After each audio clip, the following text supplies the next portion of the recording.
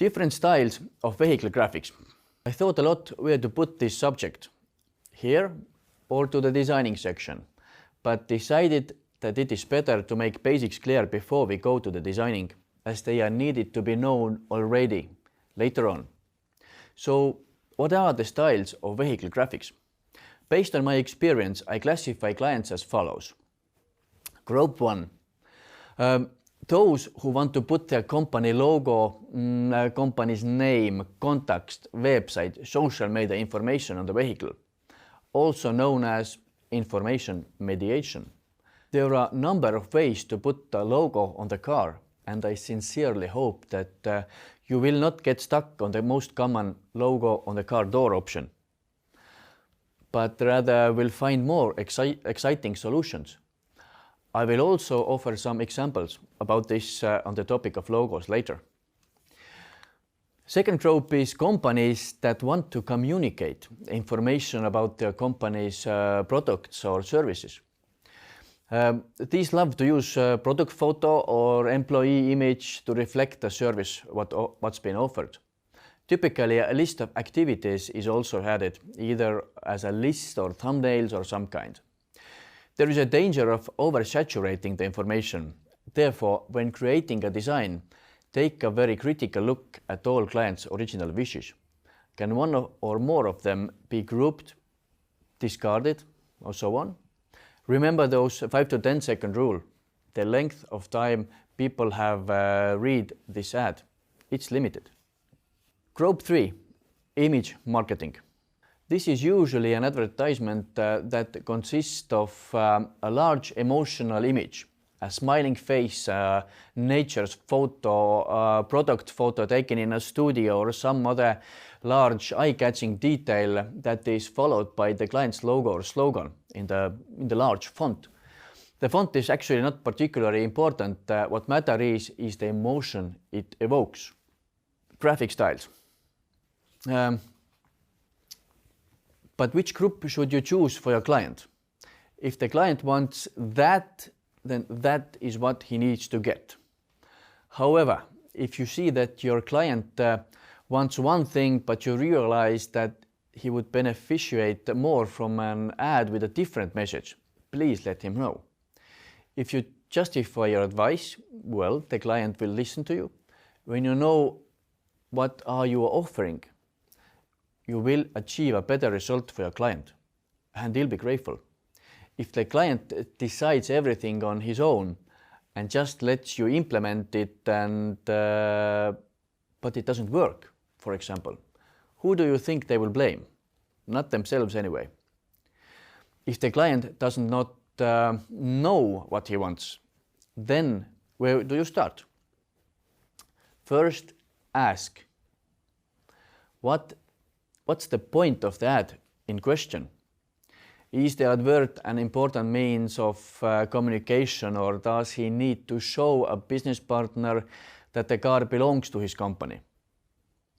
For example, a small parcel courier company added their logo on their cars' hoods only so that the gate guards at their clients' buildings could identify the couriers more conveniently and open the gates faster.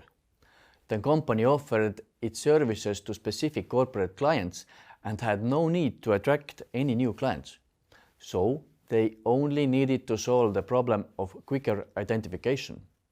So this is information mediation type ad. Always ask the client what kind of problem they are trying to solve. Second, find out what the client's budget is. It's nothing to be ashamed of. This way both parties have a much clearer picture of their options, and it eliminates the possibility of unpleasant surprises down the road.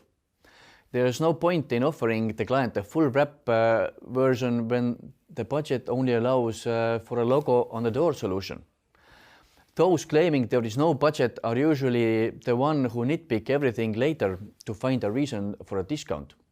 In short, clarity is the key. If the client has no idea about the prices in your field of work, you can show them examples using previous designs or previously sketched a small version, medium version, or full wrap version, and put approximate prices for each. It does not need to be accurate at this point. It just gives the client an idea of your price range and different solutions. Third, find out who your client's target audience is. Usually everybody who sees the ad, it generally doesn't work. The ad will work only for the segment it is meant to address. The ad can be targeted for a specific segment through color, language, or visual aids. You cannot address same to elderly or youngsters and so on. Focus it.